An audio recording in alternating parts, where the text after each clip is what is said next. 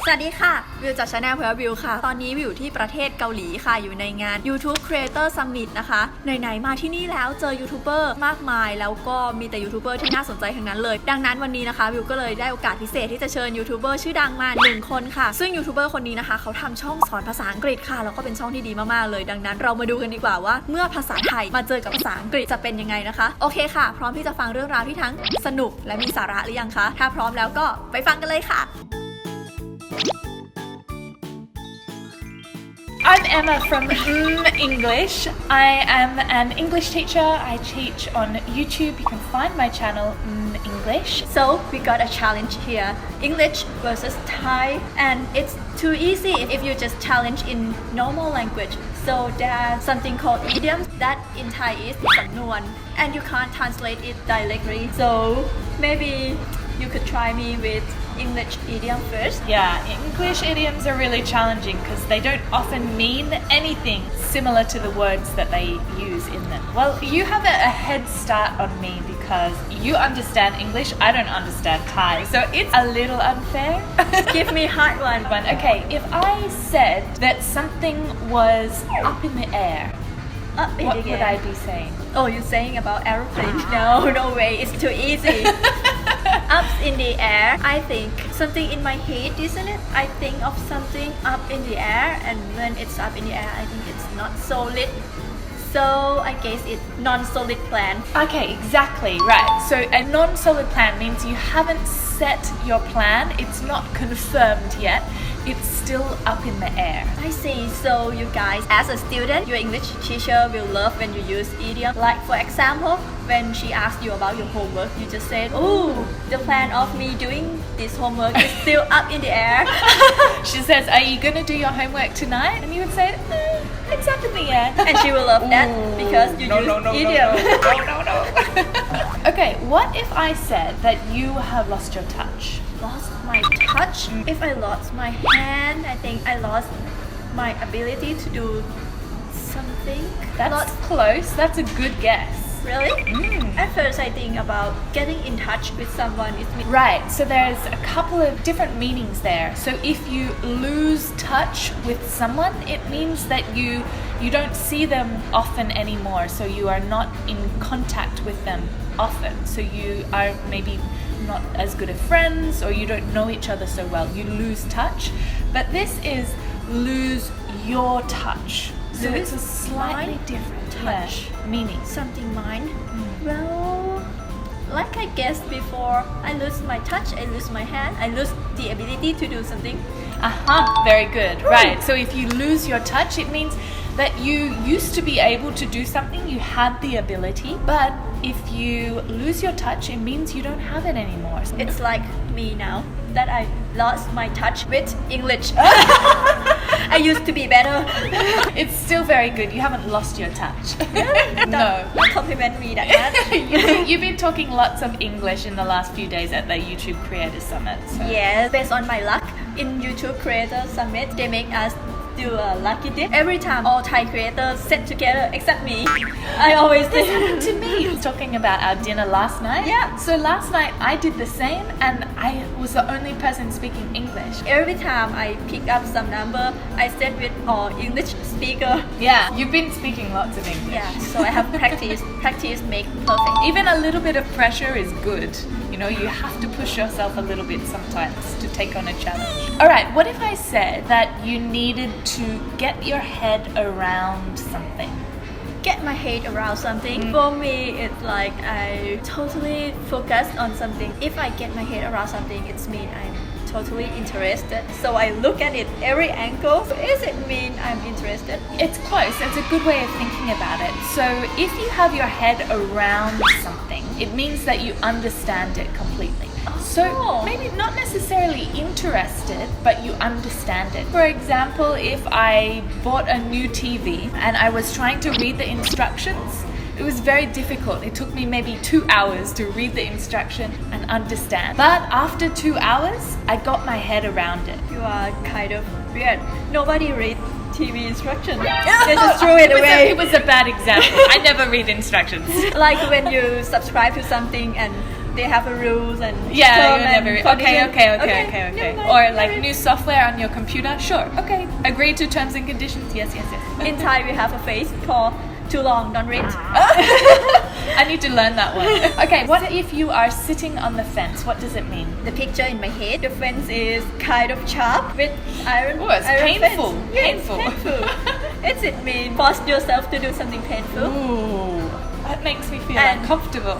and in the end, you will get hurt. Like you will fall to one or other side. Well, the sides of the fence are important. So if you are sitting on the fence, it means you can't decide which side of the fence you need to go to, right? You're just sitting on the fence, you're thinking, oh, should I go there? Should I go there? It's used to talk about when you're making a decision. Ah. There's this option or this option.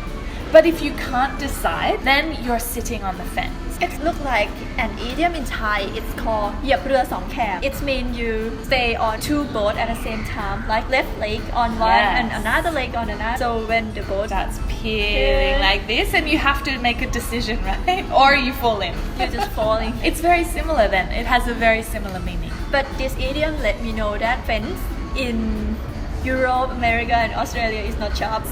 All fences in Thailand is They have very, a very sharp. For security, right? Yes. Yeah. That's culture difference.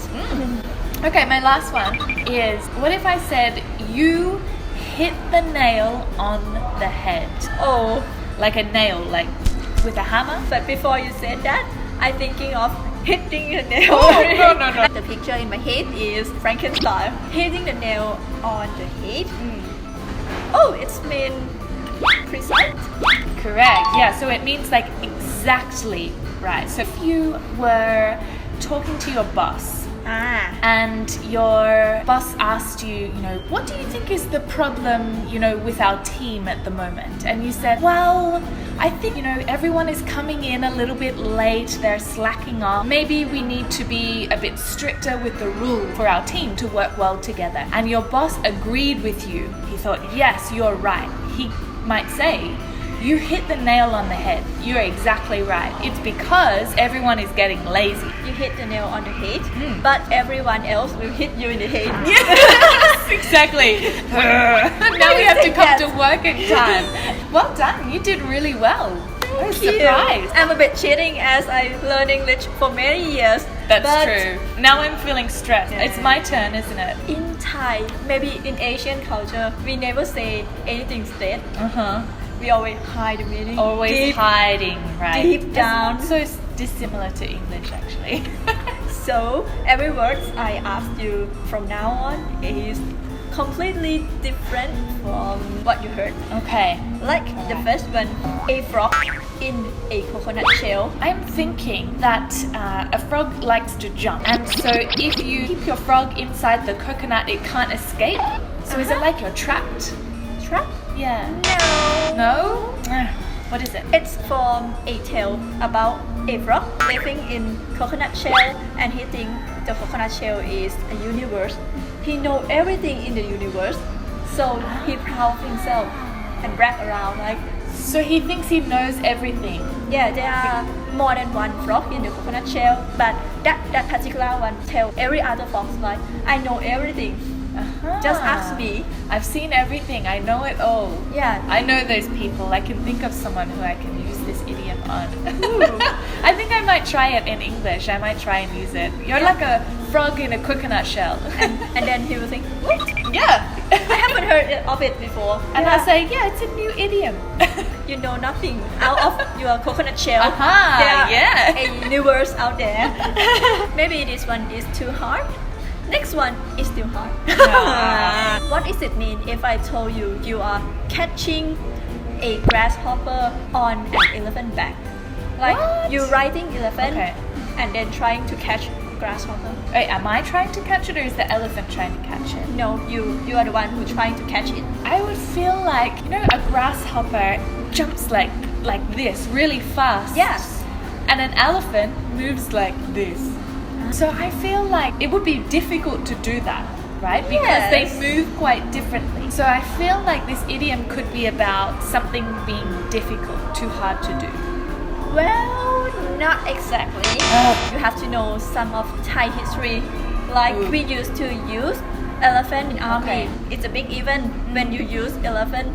But catching a grasshopper is just a small event. Okay. So you use too big to do too something. much effort, too Yeah. much energy to do just a small task. Yes. In English, we would say it's over the top. Similar meaning to this idiom. So the next one, it's still about animals. Oh, they're all about animals. Well, I just choose all about Ah. animals. So it's cute when you picture it in your head. Ah, yes. Okay, it's not helping me so far though. What if I told you that someone is an old cow who like to eat fresh grass?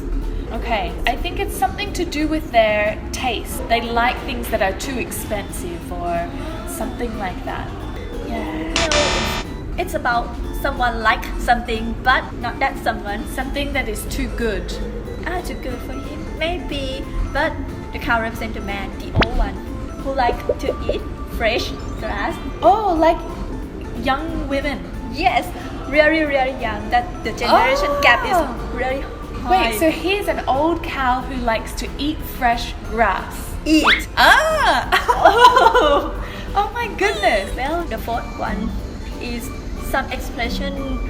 Many Thai people they like to use it to foreigner and many foreigner Uh-huh. doesn't understand it. Uh-huh. It's snake, fish.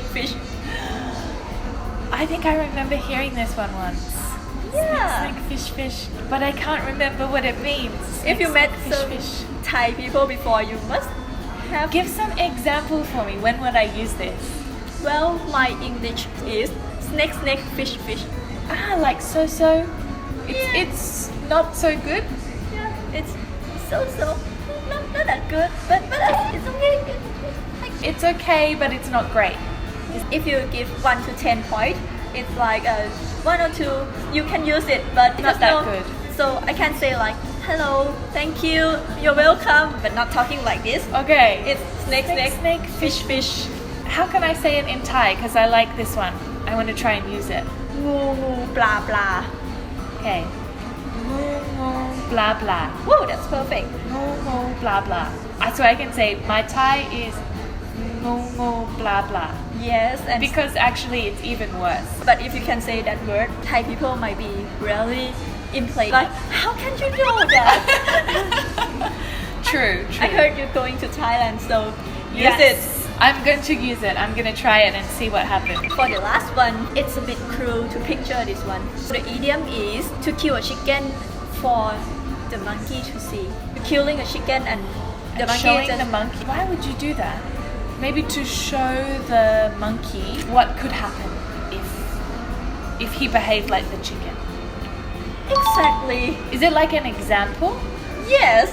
Oh, How can you know that? I feel like I've heard it before. Whoa, your Thai skill is more than Google blah blah. Ah. Yes, the idioms mean to make an example. Like if a student doing something wrong, teacher just drag him in front of the room and then hit him. And Oh, it's like to make an example of someone who did something wrong and then to Right. show everyone else. yes, like if you do same thing, you will get punished like this. Okay. Kill the chicken and show the monkey. Yes.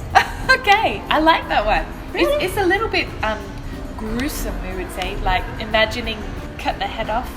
Well, in old school Thai, we cook quite normal to kill a chicken, but Yeah. not this day. Yeah. Wow. I never kill a chicken myself. Me either. No way. But it has to be done, right? Because we like eating chicken. Thank you really much, Emma, for today. I'm really glad to meet you guys, and I'm really glad to have met you too, View, because we've had such a fun weekend. Well, it's Yes. not the weekend, it feels like it, because we've just been having lots of parties and things. Every day is weekend Every day is weekend. for YouTubers. But I do want to make a suggestion about learning English idiom because they can be difficult, right? And for me, learning Thai idioms, it's difficult because the meaning is not obvious. Right? You can't just look at the word and immediately know the meaning. One thing that I always recommend to my students is to try to focus on some idioms that are relevant to your life. So find the meaning that you can use to explain a relationship in your life or an experience that you've had, so it makes it easier to remember instead of just memorizing a list of idioms. Well, for me, I remember all the idioms in sentence. I create a sentence myself, which I will remember it in picture. That's a good idea too. Especially because even as you're trying to explain it, you're being very visual about it too. Yeah. So I think having the pictures in your head really helps. So, thank you really much, Emma, and I hope to meet you again. Yes, when I come to Thailand, for sure. Don't forget to check out her channel. Maybe I will be in her channel in like a month or two. Maybe. Yes. I'm gonna have a special guest on my channel when I come and visit you in Bangkok. So Yay. it's gonna be very exciting. Bye, thanks for watching. ก็จบไปแล้วนะคะสำหรับการเรียกว่าอะไรดีปะทะกันระหว่างสำนวนไทยกับอีเดียมภาษาอังกฤษนะคะเป็นยังไงกันบ้างวิดีโอภาษาอังกฤษวิดีโอแรกของวิวถ้าใครชื่นชอบวิดีโอแบบนี้อยากให้วิวพาใครมาเล่นด้วยอีกก็อย่าลืมกดไลค์เป็นกำลังใจให้วิวแล้วก็กดแชร์เพื่อชวนเพื่อนๆมาดูด้วยกันนะคะแล้วพบกันใหม่โอกาสหน้าค่ะบ๊ายบายสวัสดีค่ะ